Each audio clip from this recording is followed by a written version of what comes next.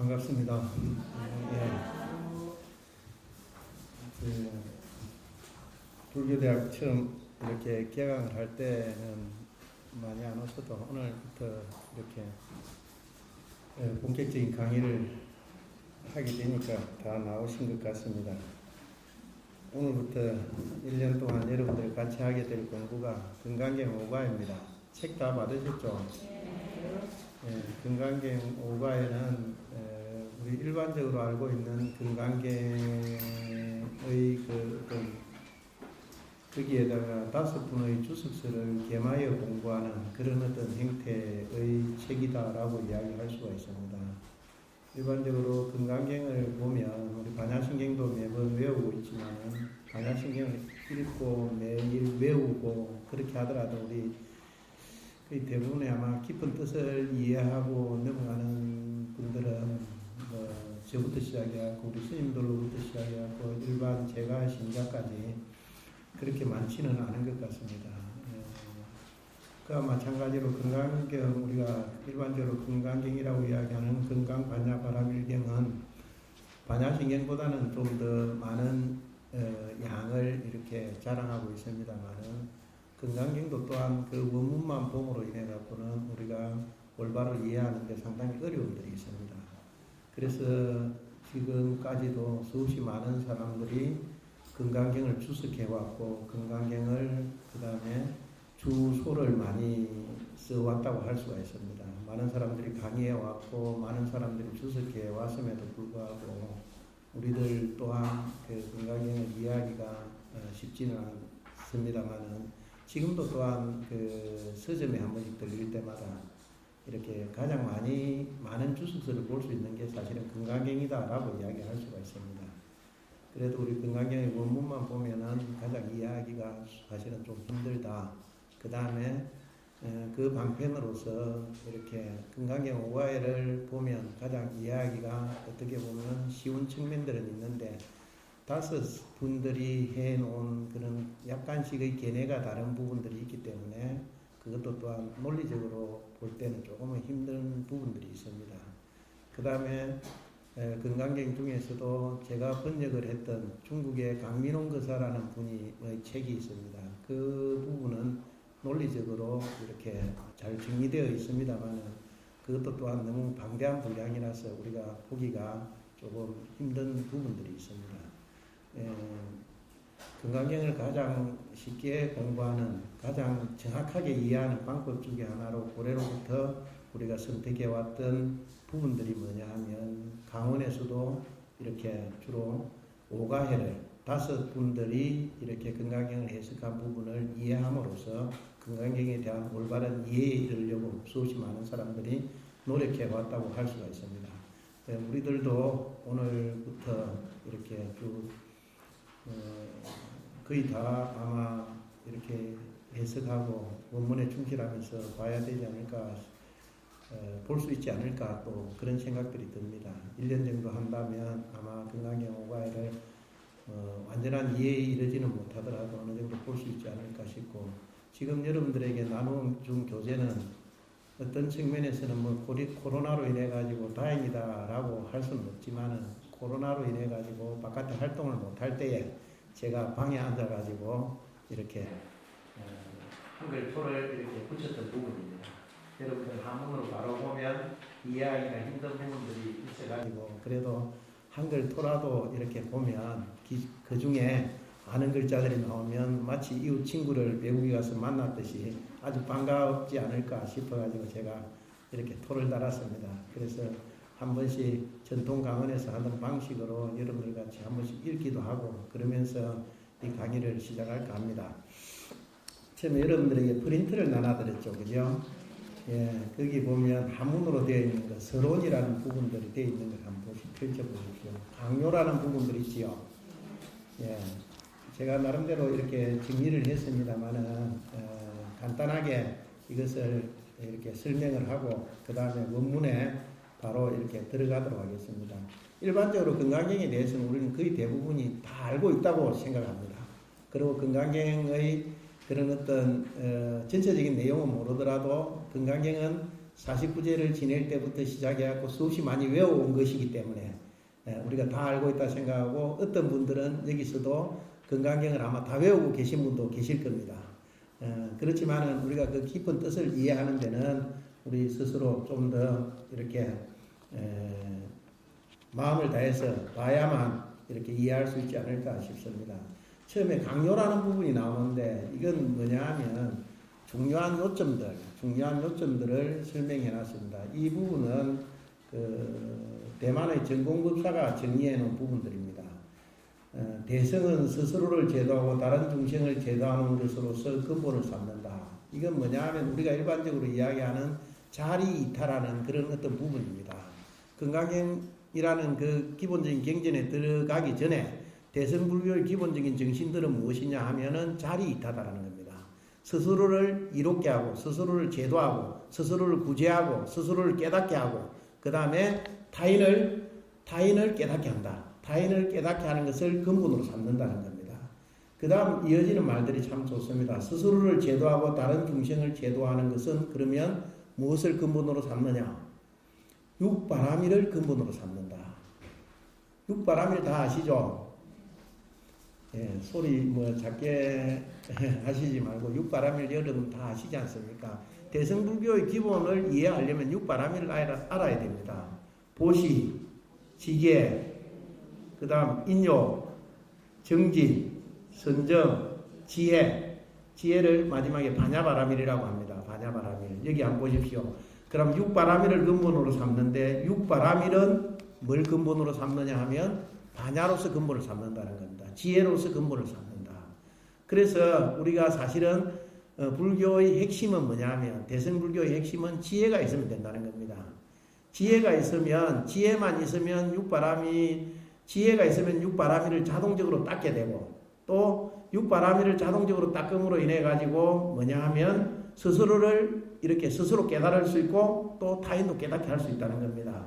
그게 대성불교의 강요다라고 이야기할 수가 있습니다. 반야는 무량한 뜻을 포섭하고 있다. 반야 프라중야라고 이야기하는데 이것은 많은 뜻을 포섭하고 있다. 다 포함하고 있다. 성품의 체가 공적하여서 아와 법을 다 보내버리고 아집 법집을 이야기합니다. 우리 일반적으로 이야기하는데 건강경의 대지를 파이집이라고 하는데 두 가지 집착을 파한다라고 이야기하는데 파이집 현상공 그렇게 이야기하는데 두 가지 집착을 파한다. 두 가지 집착이 뭐냐 하면 아에 집착하는 것과 법에 집착하는 것, 일반 대상 경계에 집착하는 그런 어떤 부분들을 이야기합니다. 아와 법을 다 보내버리고 정에 대한 집착을 다 비워서 얻은 바가 없다. 중생은 모든 법은 인연으로 생하는데 본성을 깨닫지 못하고 모든 법은 인연으로 생한다고 합니다. 인과연의 결합에 의한 여러분들 연기법을 배우셨죠? 모든 것들이 생기는 것은 인과연의 결합, 원인과 조건의 결합에 의해서 모든 것들은 생긴다는 겁니다. 그런데 뭐냐면 원인과 조건의 결합에 의해서 생긴 것은 하나의 원인이나 하나의 조건이 없어지면 그것은 소멸된다는 겁니다. 그런데도 불구하고 우리는 거의 대부분이 집착하게 되는 것이요. 집착하게 되는 그런 부분들을 깨뜨리는 것이 바로 건강경이다라고 이야기합니다. 그래서 원인과 조건에 의해서 만들어진 것을 일반적으로 상이라고 이야기합니다. 생각조차도 그렇지요. 생각조차도. 자기가 어떤 생각들을 이렇게 굳게, 이렇게 단단하게 지니고 있으면 우리는 그 생각에 의해서 많은 부분들을 보게 되고, 다른 것들을 그 기준에 의해서 우리는 판단하게 된다는 겁니다. 그런데 상을 따라 움직여서 미혹하여 깨닫지 못하는 것을 알 수 있다. 부처님은 인연으로 생긴 성품은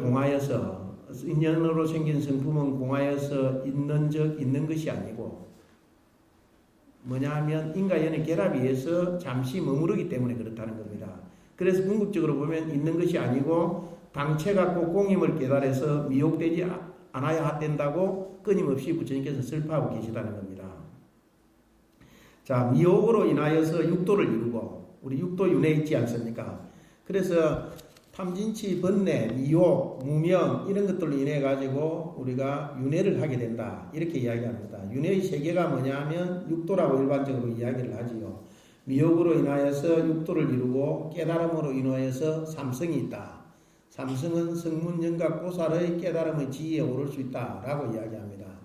그래서 금강경에서 대승불교의 강요, 대승불교의 주요한 요점, 그 다음에 금강경의 중요한 요점들은 여기에 있다라고 이야기할 수가 있습니다. 그래서 우리가 불교를 배우는 이유들도, 불교를 공부하고 불교 수행을 하고 이런 것들도 이런 어떤 미혹으로 인해서 육도에 떨어지는 윤회를 벗어나서 삼성의 경지에 올라가는 그런 부분들을 이야기하고 있고, 그런 부분들을 위해서 우리는 전부 다 수행을 하고 있다고 할 수가 있습니다. 자, 금강경의 이런 부분들 한번 보겠습니다. 자, 금강경의 범어 원제는 바즈라 체티카, 브라주냐 파라미타 수트라. 뭐 여러분들 파라미타는 많이 들어보셨죠? 수트라도 많이 들어보셨죠? 바즈라 체티카 브라주냐 파라미타 수트라로 이 경을 처음으로 한문으로 번역한 사람은 구마라집이라는 겁니다. 구마라집 법사인데 이를 금강반야 바라밀경이라고 번역했다.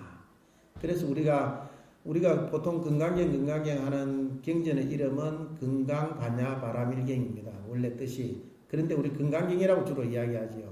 그런데 원래의 경전을 이름을 하려면 금강은 뭐냐면 굳고 단단하고 날카로운 그 반야로서 뭐냐 하면 번뇌를 깨뜨리는 그런 경이다라는 뜻입니다. 그렇기 때문에 금강이라는 말은 수식하는 말입니다. 지혜를 수식하는 말입니다. 우리들에게 뭐냐 하면 아주 굳고 단단한 하나의 무기와 같은 지혜가 있으면 우리는 번뇌를 완전히 절단해 버릴 수 있다는 겁니다. 그래서 금강이라는 말은 반야를 수식하기 때문에 원래 반야경이라는 말이 맞습니다. 반야경. 그런데 워낙 금강경이라는 이름이 많이 알려지고 많이 이야기되다 보니까 우리는 약칭으로 주로 쓸 때 금강경이다 이렇게 이야기합니다. 금강경. 반야경이라는 말이 더 맞는 말이라고 할 수가 있습니다. 자, 흔히 이를 줄여서 금강경 혹은 금강반야경이라고 부른다. 범어 바즈라 채티카 할 때 바즈라는 발절라라고도 한다. 내전에 말하기를 제석천에게 보배가 있는데 이름이 금강이다. 제석천이 가지고 있는 보배, 금강 있지요. 금강이다. 이를 지니고서 수라와 아수라와 더불어 싸우는 것이다. 금강 역사가 지닌 바의 병기를 또 금강저라고도 한다. 자, 금강은 사물의 이름으로 금 중에서 가장 정리롭고 최고로 견고하며 최고로 날카로운 것을 말한다. 능히 일체의 사물을 깨뜨릴 수 있으나 일체의 사물이 능히 깨뜨릴 수 없다. 이 이야기들은 나중에 오가에에서 이렇게 해석을 하면서도 그 오가에서도 이 금강경의 이름을 설명할 때 이 자세히 나오는 내용입니다. 그래 그때 봐도 되는데 여러분들 미리 그래도 이 경전의 이름을 알고 이렇게 들어가면 좋지 않을까 싶어서 여기에 프린트를 해왔습니다. 또 금강의 보배 강명은 능히 수심리를 비춘다. 반야의 바른 지혜가 능히 번뇌의 무거운 장애를 깨뜨리는 것을 비유한 것이다. 일체 범부의 정과 허망한 상을 깨뜨려 보아서 무명을 비추어 파한다. 무명이라는 것은 무명으로부터 여러 가지 무명, 미혹, 번뇌, 탐욕 이런 것으로부터 우리가 육도를 윤회한다고 그러는데 무명을 밝게 비추어 간다. 자, 그 다음에 금강반야 할 때 반야는 범어이다. 반야는 범어를 그대로 이렇게 빤냐, 뿌라주냐 이 말을 그대로 이렇게 음으로 번역해가 쓰는 말입니다. 뜻은 자성의 본래 구족하고 있는 바른 지혜를 말한다. 정지를 말한다는 겁니다. 바른 지혜를 말한다. 이른바 부처님의 지견이다. 이치의 치에 나아가 말하면 각성이라고 깨달을 각자에서 각의 성품, 깨달음의 성품이고 또 이름이 실상반야이다. 작용에 나아가 말하면 바른 지혜로 즉 간조반야이다. 지혜를 반야, 실상을 간조하는 것, 그걸 이야기합니다. 우리 간조는 비추어 보는 것, 우리가 일반적으로 이야기하면 마음으로 사유하고 이렇게 비추어 보는 걸 이야기를 한다고 할 수 있습니다. 이 체와 용이 일이하고 깨달음과 비춤이 일체인고로 다 이름이 반야이다. 부처님은 일체 중생을 위하여 대성을 열어 보여서 계시에서 깨달아 들어가게 계시 오입이라고 하는데 주로 이제 법화경에서 많이 이야기하는 내용이죠. 불지견을 계시 오입한다. 계시하는 것을 이름하여서 문자반야라고 한다. 문자반야는 우리가 뭐냐 하면 여러분들 경전 있지요, 경전. 이 경전에 글자로서 이렇게 진리를 설명해 놨습니다. 진리 그 자체는 뭐라 하느냐 하면 실상반야랍니다. 그런데 이 글자로서 경전에 이 글자로서 이렇게 있는 이 진리를 설해 놓은 것을 문자반야라고 합니다. 문자반야. 그 다음에 뭐냐면 이 문자반야를 통해 가지고 진정한 본래의 깨달음으로 나아가고자 뭐 참선을 한다든지, 그 다음에 우리가 위파사나를 한다든지, 그 다음에 앉아서 고요히 맹상을 한다든지, 이러한 모든 것들이 뭐냐면 수행의 그 어떤 모든 작용들이 간조반야다, 간조한다, 이렇게 이야기를 한다고 할 수가 있습니다. 자, 범어바람일은 4번째 보면 피안에 이른다는 뜻이다. 이 이야기는 여러분들 거의 대부분 아실 겁니다. 바람이 하도 많이 써가지고 범어바람일은 피안에 이른다는 뜻이다.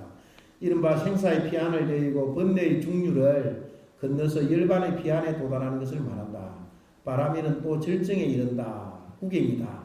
원만하다는 등의 수많은 뜻이 있다. 바람일 하면 완전한 깨달음의 경지에 이르렀다라는 뜻입니다. 바람일. 자, 그러나 이런 해석과는 다른 해석도 있다.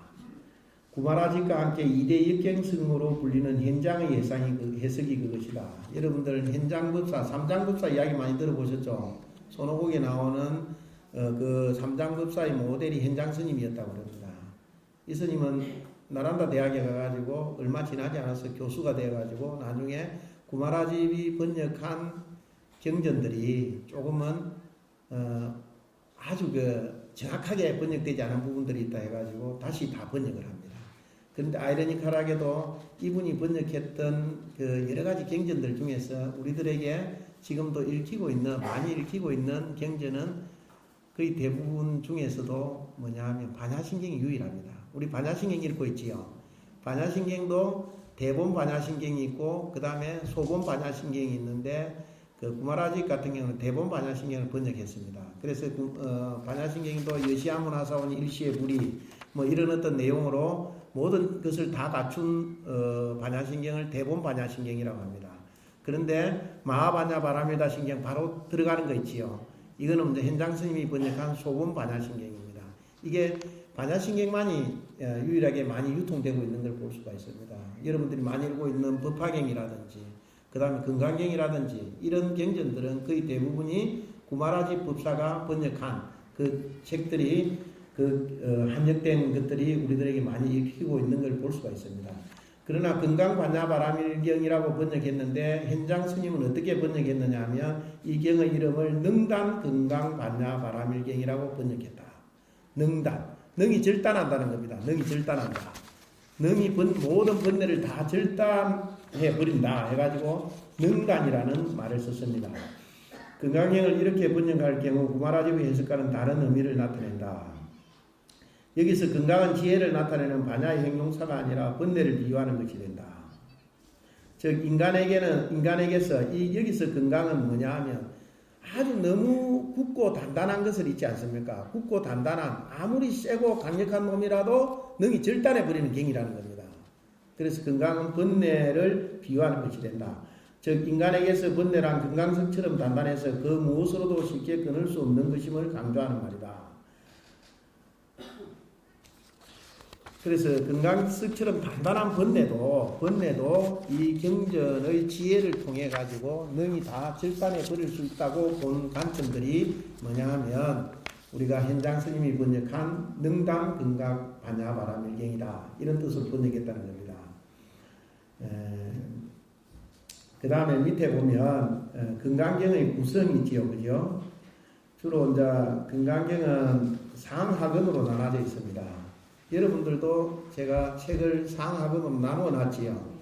건강경은 주로 상하근으로 나눠져 있는데 건강경은 뭐 여러 사람들이 번역하고 그 다음에 여러 사람들이 이렇게 품을 나누고 그랬지만은 책으로 많이 활용되는 게 뭐냐면 소맹태자가 지었던 양나라 무제의 그 양무제의 아들 소맹태자가 이렇게 32부분으로 나눴던 32분 이것들이 가장 많이 활용됩니다. 32분이 많이 활용되고 그 다음에 우리가 보통 보면 상하하건으로 나누는데 상근은 보통 이야기할 때 상하하건의 내용이 같다라고 이야기하는 사람들도 많이 있습니다.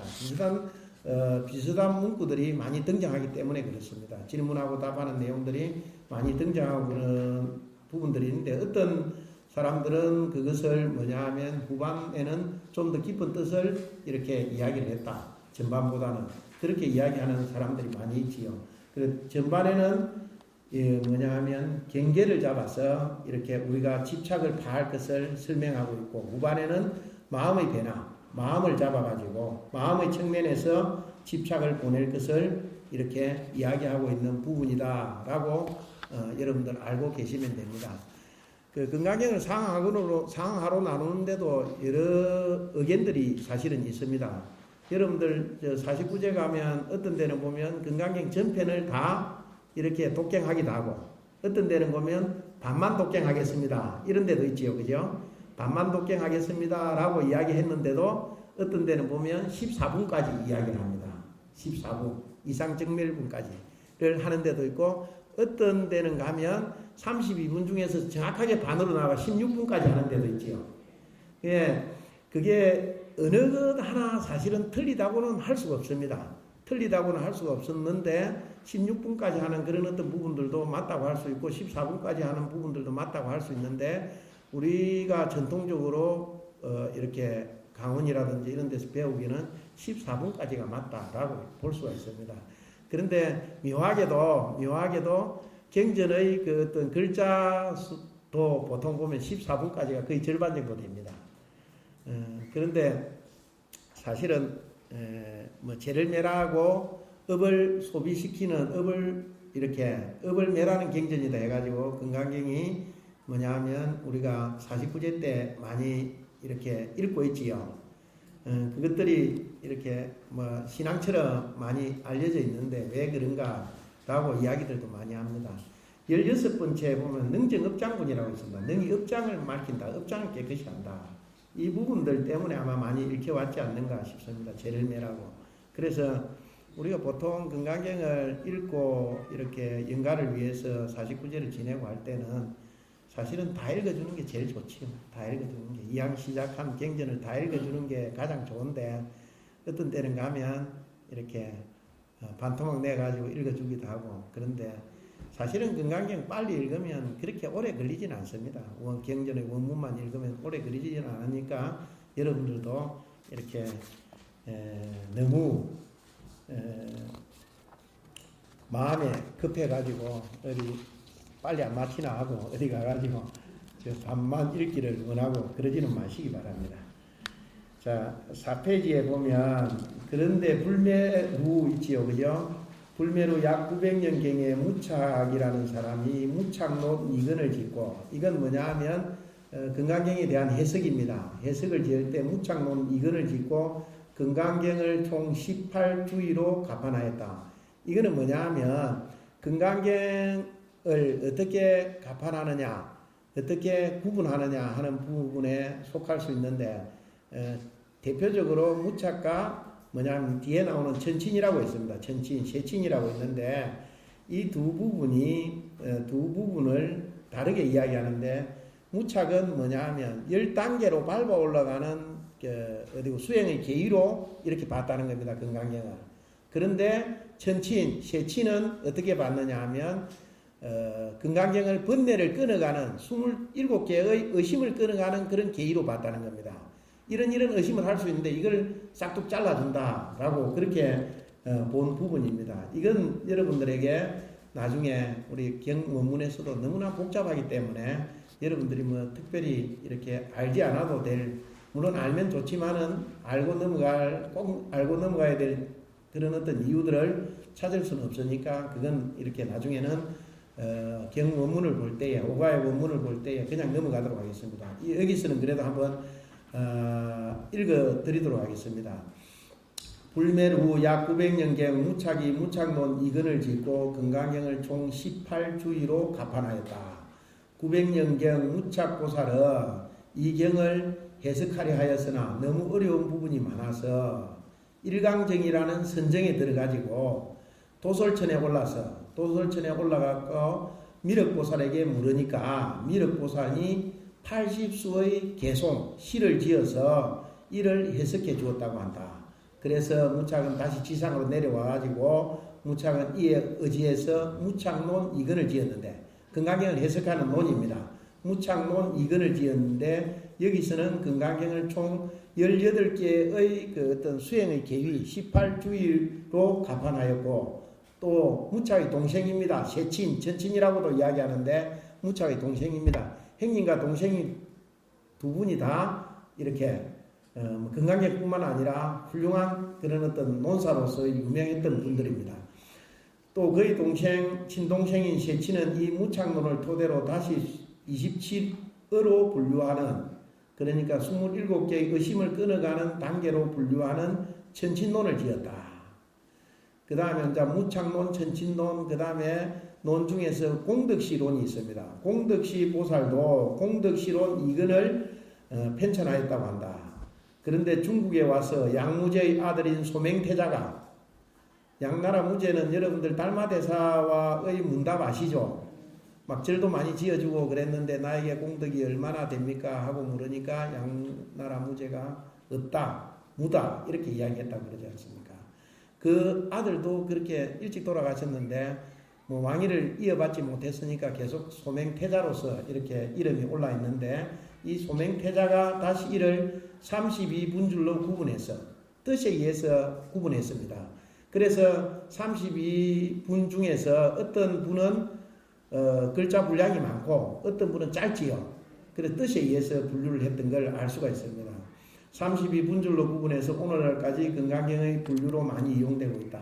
한편 경의 구성은 동진의 도안 선사 이래 전통적으로 서분, 정종분, 유통분으로 구분하고 있다. 이건 뭐냐 하면 동진의 도안 선사라는 분이 있었습니다. 여기서도 보면 314년에 385년 돼 있지요. 그죠? 살았는 데가 우리나라로 치면 삼국시대에 이렇게 사셨던 분인데 이분이 우리 불교 경전도 마치 논문에서 서론, 본론, 결론이 있듯이 이 분류하는 체계를 서분과 정종분과 유통분으로 나누어야 되지 않을까 하고 이야기를 했다는 겁니다. 그래서 그게 전통적으로 지금도 활용되고 있는 걸 볼 수가 있습니다. 그 다음에 금강경의 내용, 이건 보겠습니다. 금강경의 내용은 사실은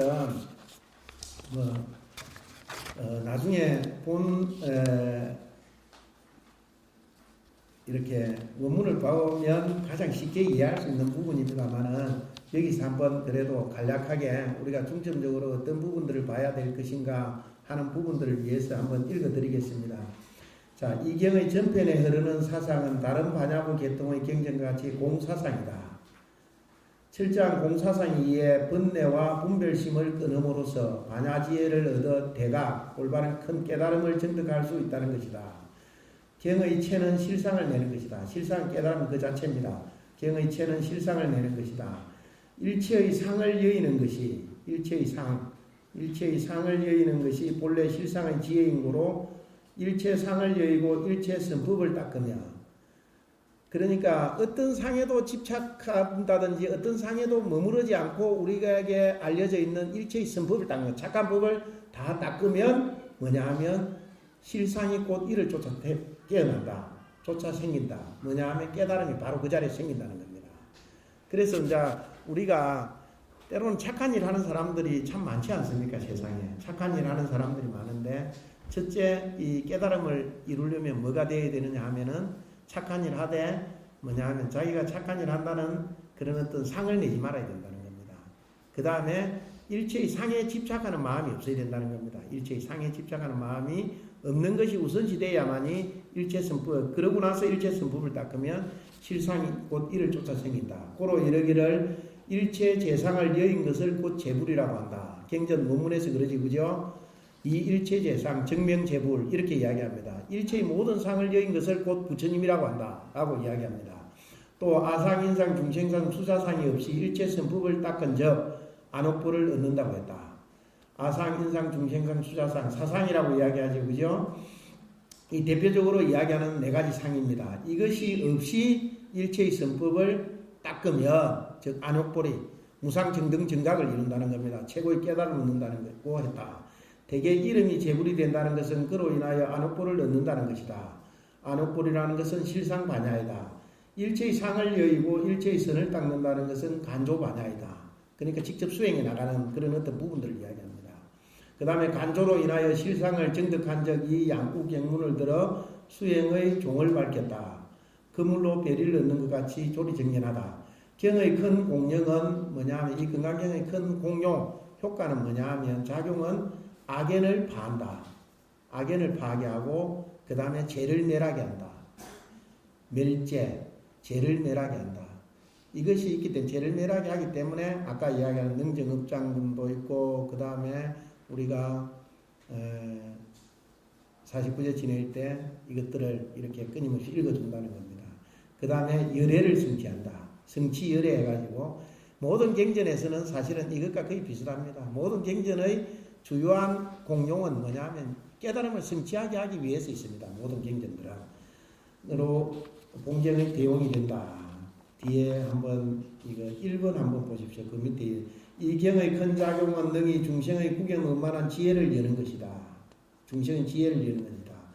이 지혜는 일체 중생의 성체에 본래 갖춰져 있는 바로 저기에 중생은 다 열의 지혜각성이 있는 것이다. 이건 부처님께서 마하경에서도 이야기하셨지만은 대승기신론에서도 네 가지 근본 기본 믿음을 이야기합니다. 그래서 제일 먼저가 뭐냐 하면 불법성 삼보에 대한 믿음보다도 신근본에 대한 믿음. 모든 우리들 존재들은 열의 지혜의 그 어떤 깨달음의 성품을 다 우리가 함양하고 있다는 겁니다. 다 가지고 있다는 겁니다. 다 가지고 있는 걸 믿어야만이 앞으로 나아갈 수 있다는 겁니다. 나에게도 불성이 있다는 걸 믿어야만이 내 불성을 발현시키기 위해서, 해내나기 위해서 수행을 해나가는데 그렇지 못하다면, 그 믿음이 없으면 우리는 앞으로 나아가실 수 없다는 겁니다. 예를 들어서 뭐 제가 항상 이야기하는 겁니다만은 인디아나 존스라는 영화에서도 보듯이 우리가 그 보물이 있다는 지도를 구했다 손 치더라도 거기에 보물이 반드시 있을 것이다라는 믿음이 없으면 실행을 하지 않게 된다는 겁니다. 움직이지 않게 된다는 거죠. 그 보물을 찾기 위해서.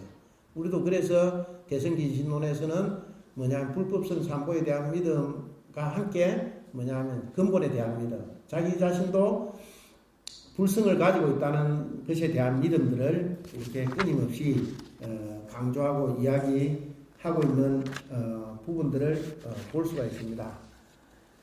자, 제일 밑에 8번 한번 보시죠. 8번 다음 페이지 넘겨가지고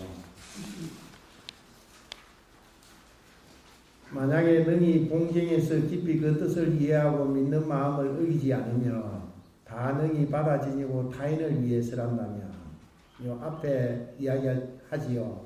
수지 독성하고 위타인설 한다며 정열애의 사업을 짊어져서 최상 제1의 희유한 법을 성취할 것이다. 또한 죄가 소멸되고 복이 생기며 마땅히 무상보리를 얻을 것이다. 우리 지금 읽어준 이것만 믿고 있으면 우리 건강경 열심히 공부하겠다는 생각이 듭니다. 사실은 그 생각이 드는데 이것도 잘 안 믿지요 우리가. 그죠? 이렇게 우리가 이 건강경에서 그 뜻을 깊이 이해하고 마음을 어기지 않고 마음을 어긋나지 않고 또 이것을 능히 받아들이고 수지 독성한다는 겁니다. 받아들이고 그 다음에 위타인설 타인을 위해서 설한다면 즉 열애의 사업을 짊어져서 최상 제1의 희유한 법을 성취할 것이다. 또한 죄가 소멸되고 복이 생기며 마땅히 무상보리 큰 깨달음을 이룰 것이다 라고 이야기를 합니다. 그 다음에 전파지와 번역본이 있지요. 밑에 보면 그 한역으로는 다음 같은 6종류의 번역본이 있다 라고 이야기합니다. 건강경의 번역본은 한역으로 된 것은 총 6본입니다. 건강반야바라밀경 구마라집이 번역한 거. 이게 제일 먼저 번역됐댔지요, 앞에서. 그래, 이걸 주로 보고 있습니다. 그 다음에 보리유지가 번역한 건강반야바라밀경. 그 다음에 진제 3장이 번역한 건강반야바라밀경 1권. 달마굽다가 번역한 건강능단반야바라밀경 1권. 여기서도 능단이 들어가죠, 그죠? 현장스님과 계를 같이 한다고 할 수 있습니다. 그 다음 현장스님이 번역한 능단 건강반야바라밀다경 1권. 그 다음에 어정 3장이 번역한 능당 건강 반야바라밀다경 1권. 이 6본이 한역으로 된 본이 전해져 내려오고 있습니다. 자, 다음 페이지를 한번 넘겨보시죠. 이 법화경에 나오는 신의 품이라는 데 나오는 이야기를 중심으로 이렇게 여러분들에게 프린트를 해놨습니다. 이건 뭐냐 하면 자기 아들이 전쟁통에 아버지를 이렇게 아들이 이렇게 멀리 아버지와 헤어지게 되어가지고 나중에 세상을 떠돌다가 자기 아버지를 찾아옵니다. 자기 아버지를. 그런데 아버지가 너무나 고대 강실에 덕하니 앉아 있으니까 너무 겁이 나가지고 이렇게 도망을 가게 되죠. 그래서 자기 아버지가 나중에 아들을 자기 하인을 시켜갖고 허름한 옷을 입혀서 시켜가지고 아들을 자기 집에서 똥을 치게 합니다. 똥을 치게. 그러면서 품삯을 많이 줄 테니까 똥을 쳐라. 그렇게 하면서 점차 똥을 치고 그 다음에 좀 더 편한 일을 시키고 나중에 그렇게 해가지고 자기 아들에게 가업을 전부 다 물려줍니다. 그게 이제 법화경 신의 품에 나오는 이야기입니다. 이건 뭘 이야기하느냐 하면 사람들의 근기가 점점 성숙하게끔 중생들의 근기가 점점 성숙하게끔 해가지고 부처님의 모든 법을 물려준다는 그런 의미를 가지고 있습니다. 이 신의 품에 의거해가지고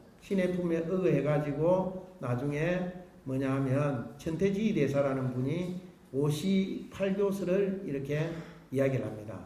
5단계의 시간을 이야기하는데 그냥 설명을 해드리겠습니다. 최초 하음 37일 최초 깨닫고 나서 뭐냐 하면 최초로 깨닫고 나서 37일 동안 21일 동안 하은경을 쓰랬다는 겁니다. 하은경을. 그런데 아버지를 보자마자 너무 고대 강실에 있으니까 이 아들이 놀라가지고 도망가는 것 이걸 이제 상징한다고 할 수 있습니다. 뭐냐 하면 이렇게 최초 하음 37일 하는데 부처님께서 깨달음을 얻고 나서 최초로 37일 동안은 여정이 있으리라 해가지고 깨달은 바의 내용 그대로 중생들에게 법을 설했다는 겁니다. 깨달은 내용 그대로. 그렇게 설하니까 뭐냐 하면 많은 중생들이 저게 무슨 소린고 이해를 하지 못했다는 겁니다. 아무도 이해를 하지 못했다. 왜? 깨달은 내용 그대로 설하니까 아무도 이해를 하지 못했다. 여러분들도 우리 하음살림을 끊임없이 하지만 때로는 모르겠지요.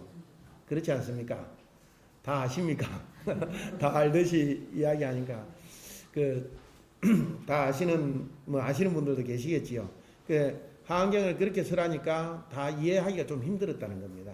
그러니까 부처님께서 좀 전략을 바꿨습니다. 최초하음 37이라는데 그만 아들이 궁자 장자에 비유해서 아들을 똥을 치게 하듯이 뭐냐 하면 똥이나 치고 이렇게 하듯이 아함 10이라 해가지고 아한경을 12년 동안 부처님께서 설합니다. 아한경. 여러분들 아한경 많이 들어보셨죠? 아한경은 아주 팽이한 그런 어떤 말들로 되어 있고 우리가 아주 인간적인 일상생활의 그런 어떤 경전과 비슷합니다. 지금도 여러분들 한 번씩 보시면 이해하기가 아주 쉽습니다. 아한경은. 그래서 아한경을 12년 동안 설했다고 합니다. 그 다음에 방등팔념, 아한경에서 좀 더 대성으로 넘어가기 전에 방등부경전을 8년 동안 설했다고 이야기합니다. 그 방등부경전에는 뭐냐면 성만경이라든지 성만 부인을 이렇게 주인공으로 하는 성만경이라든지 유마거사를 주인공으로 하는 유마경이라든지 이런 경전들을 대성의 근기가 성숙하기를 바라면서 이렇게 설했다고 합니다. 그 다음에 21째 단반야 해가지고 21년째 되는 해부터 21년 동안 반야부경전을 설했다고 합니다. 반야부경전을 설했는데 반야부경전을 609 반야부경전이라고 합니다. 여러분들 매번 읽고 있는 반야신경 있지요. 반야신경도 반야부경전에 속합니다. 그 다음에 금강경 있지요. 금강경도 반야부경전 609 중에서 577번째에 속합니다. 그래서 반야부경전을 609 동안 21년 동안 설했다는 겁니다. 반야부경전을 가장 많이 설했다고 합니다. 그 다음에 그렇게 설하고 나서 종단법화 우팔년이다 해가지고 법화경과 열반경을 8년 동안 설했다고 합니다. 법화경과 열반경을 8년 동안 설했다. 물론 이 천태지휘 대사 이렇게 교판을 하는 데는 교상판석을 하는 데는 법화경의 우수성을 드날리기 위해서 한 측면들도 있습니다.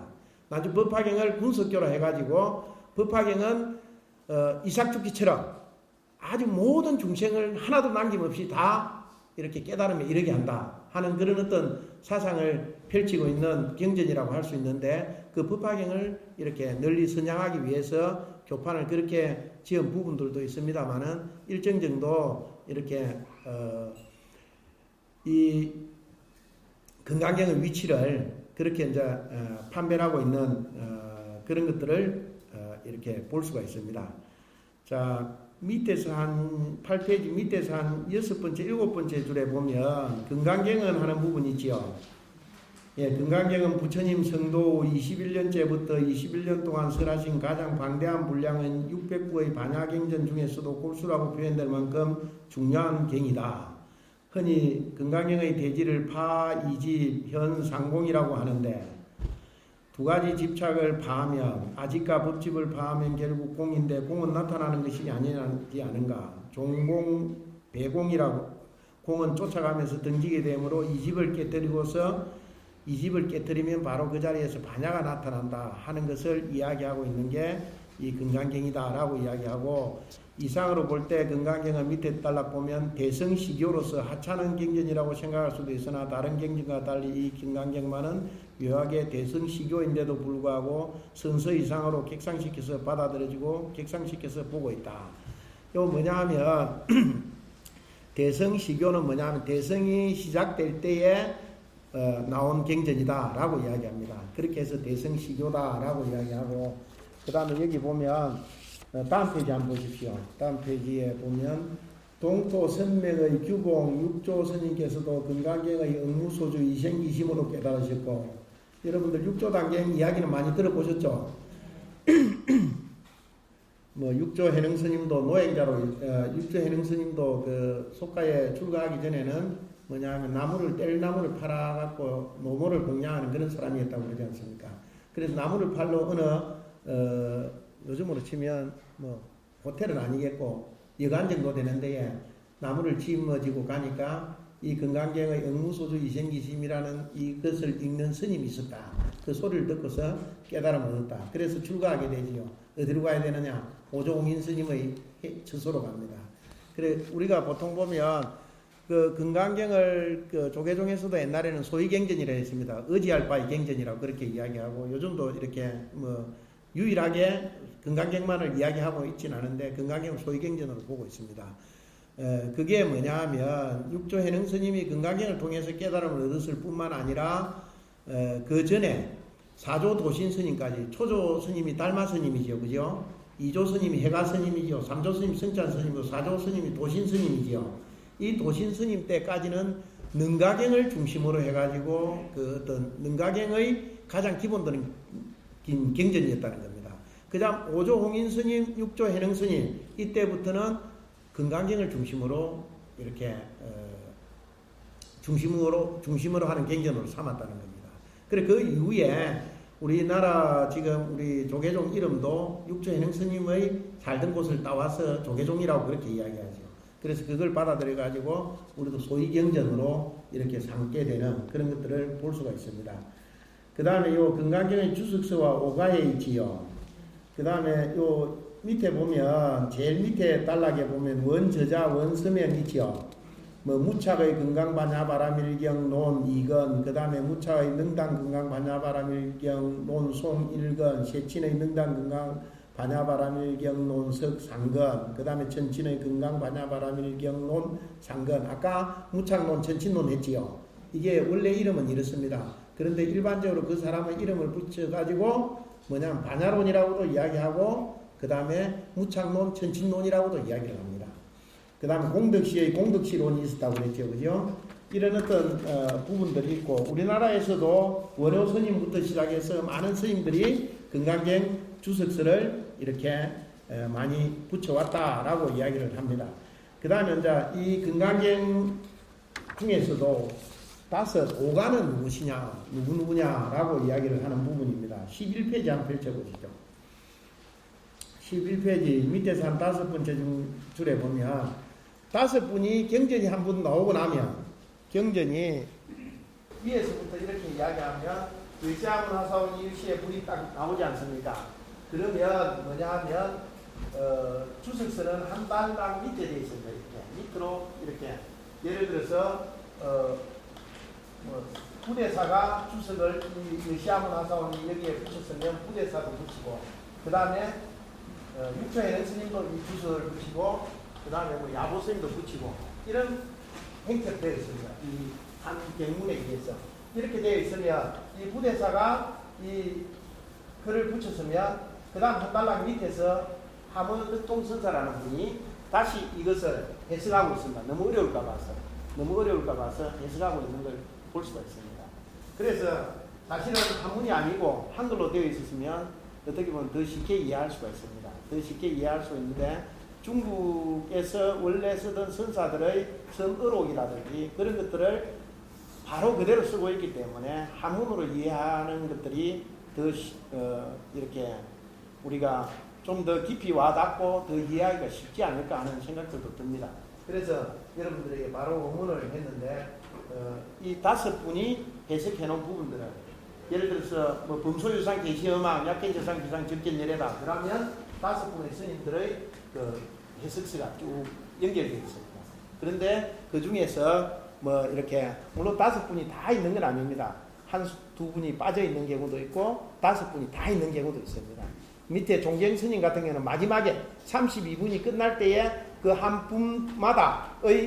한 분마다의 그 어떤 해설을 하고 있습니다. 그래서 끝에 종경 스님 놓으면 한 분이 끝나는가 보다 하고 이해할 수가 있습니다. 그렇게 하면서 이 금강경의 전체를 해석하고 있는 걸 볼 수가 있습니다. 그럼 이런 사람들은 어떤 분들이었는가 하는 부분들을 여러분들 프린트를 통해서 잠시 보도록 하겠습니다. 쌍림 부대사라는 분이 연도가 제일 오래된 분입니다. 제일 먼저 금강경을 번역한 분이 양나라 사람으로 속성은 부시다. 서성부자를 씁니다. 이름은 흡이고 자는 햄풍이다. 16살에 결혼하고 22살에 인도의 성녀 성두타를 만나서 불교에 기이하였다. 낮에는 풍파리하고 밤에는 그의 처음 요강과 함께 정진하였다고 한다. 그 다음에 육조 대감, 육조 해능 스님, 여러분들 이 부분 설명 안 해도 아시겠죠? 육조 해능 스님. 그 다음 규봉 종밀 스님이라고 있습니다. 참고로 이야기하면 우리 속가 행님이 이 한문도 그대로 규봉입니다. 속가 행님이 규봉인데, 규봉 종밀 선사, 당나라 사람으로서 속성은 하시이고 어려서 유학을 공부해서나 출가하여 27세에 수주 도원에서 수선하여서 진강국사, 청량국사 진강의 제자가 되었다. 시호는 정예 선사이다. 이 사람은 하음에도 정통했고 선에도 정통했던 그런 어떤 분입니다. 그 다음에 지금 우리 오가에서는 이 맥락이 어떻게 되는가 하는 부분들을 좀 더 교학적으로 이렇게 설명하고 있는 부분이라고 할 수가 있습니다. 그 다음 예장 종경 선사, 자세한 전기는 알려져 있지 않다. 종경 제강의 표제에 예장 경선사 제강으로 되어 있다. 속장경 제7집에 김강경 가의회 요주에 시건이 수록되어 있는데 도홍 백복원 종경선사 수를 이라고 쓰여져 있는 것만 이렇게 전해져 내려오고 있다. 그래서 32분 중에서 마지막마다의 그 제강을 한 품의 제강을 이렇게 설명하고 있는 그런 어떤 분이다라고 이야기할 수 있습니다. 그 다음에 야보도천이라고도 하고 야부라고도 있고 야보라고도 있는데, 이 부분은 전통적으로 야보라고 이름을 그냥 그렇게 읽습니다. 지압이 부자로 되어 있는데 야자가 우리 이 야보도천 이렇게 읽습니다. 옛날에 보면 강원을 나온 사람은 야보라고 읽고 강원을 나오지 않은 사람은 야부라고 읽는다. 이렇게 이제 이야기를 또 전해져 내려오고 있었는데, 비구니 스님들은 야보라는 말에 상당히 집착을 하죠. 집착을 하는데 두 가지를 다 동시에 읽어도 될 것 같습니다. 송나라 사람으로 생물연대가 확실치 않으면 속성은 추시이고 이름은 삼이다. 군의 집방직에 있다가 제동의 도겸선사에게 부파되어 도천이라는 호를 받았고 정인계성의 인가를 얻어 임제의 제6세손이 되었다. 그리고 야보람 뒤에 이야기되어 있습니다. 이 5분의 금강경에 대한 견해와 주석에 금방 이야기했던 이것이 좀 어려우니까 밑에 서리를 붙인 분이 뭐냐 하면, 서리와 계리를 덧붙여 엮은 분이 함의당 득통선사이다. 이 한번 보면 함의당 득통은 조선조 초기 충북 충주 사람이다. 당호가 함의당이고 법호는 득통이다. 속성은 유시이고 속명은 수이, 호는 우준이다. 21세에 간악산 의상함에서 출가해서 22세에 양주 해암사에서 무학대사에게 법을 들었다. 1420년 강원도 월정사에서 세종대왕이 청으로 슬프한 일도 있다. 세종대왕이 상당히 좋아했던 그 조선시대의 숭유억불 정책에도 불구하고 상당히 뛰어났던 분입니다. 그래서 이분이 이 5분의 그걸 이렇게 뒤에 5분의 해설을 주석을 붙이고 있는 그런 어떤 부분들을 볼 수가 있습니다. 그래서 함의당 덕통선사도 한글을 만드는데 한글이 널리 퍼지게 하는데 지대한 공헌을 했다고 그렇게 이야기합니다. 법주사에 가면 복천함이라고 있습니다. 복천함. 거기서 이렇게 한글을 만들었다 이렇게 이야기하는 사람들이 많습니다. 옛날에 뭐 무슨 영화도 있었지. 우리 산스크리트가 소리로 이렇게 음으로 발음나는 그런 어떤 언어인데 그 언어랑 닮아 있는 게 한글이라고 합니다. 함의당 덕통선사는 뭐냐 하면 한글의 그 어떤 대중화에도 적극적인 역할을 했던 그런 어떤 분이고, 금강경을 주석한 5분의 스님의 글 밑에다가 이렇게 우리가 쉽게 어떻게 보면 이해할 수 있게끔 선사들의 많은 어떤 어록들을 끄집어 와가지고 우리가 이해할 수 있게끔 주석을 붙이고 있는 걸 볼 수가 있습니다. 그 다음 이 책을 번역한 구마라집 법사 있지 않습니까? 구마라집 역 해놨는데 이건 뒤로 한번 넘겨보십시오. 구마라집은 이렇게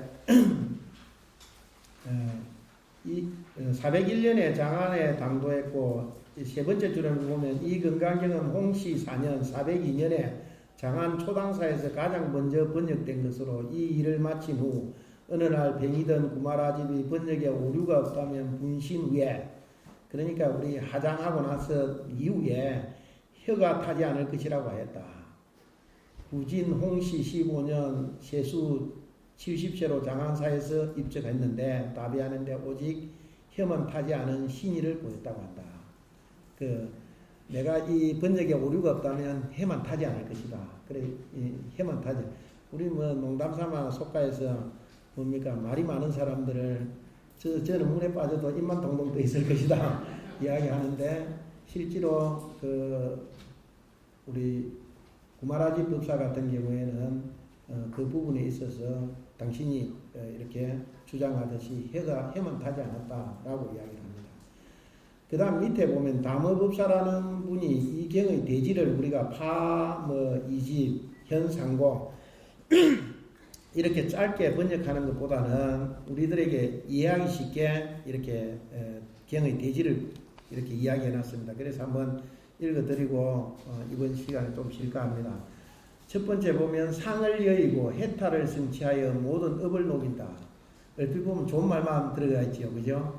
우리 사상을 여의고 그 다음에 깨달음을 얻어가지고 모든 업까지도 녹이는 그런 어떤 것이 이 경의 대지다. 그 다음 머무름 없음으로, 머무름 없음은 무주라고 이야기합니다. 집착함이 없음으로써 반야를 성취하고 모든 번뇌를 파한다. 그 다음에 무법으로서 법신을 성취하고 모든 고통에서 벗어난다. 그 다음에 삼심을 파하고, 삼심은 과거심, 현재심, 미래심을 파하고 사상을 제거하는 것, 아상, 인상, 중생상, 수사상을 제거하는 것으로서 발심의 중요한 일로 삼는다. 이렇게 이제 우리가 금강경에 대해서 개요에 대해서 여러분들 다 알고 계시겠습니다만은, 그래도 이 금강경 5과회를 시작하는 데 있어서 금강경의 주요한 이렇게 이름과 내용, 그 다음에 금강경의 우리가 주의 깊게 봐야 될 부분들, 그 다음에 5가 5 어른 스님들의 어떤 이름들, 이걸 이렇게 여러분들에게 하고 같이 이 시간에 봤습니다.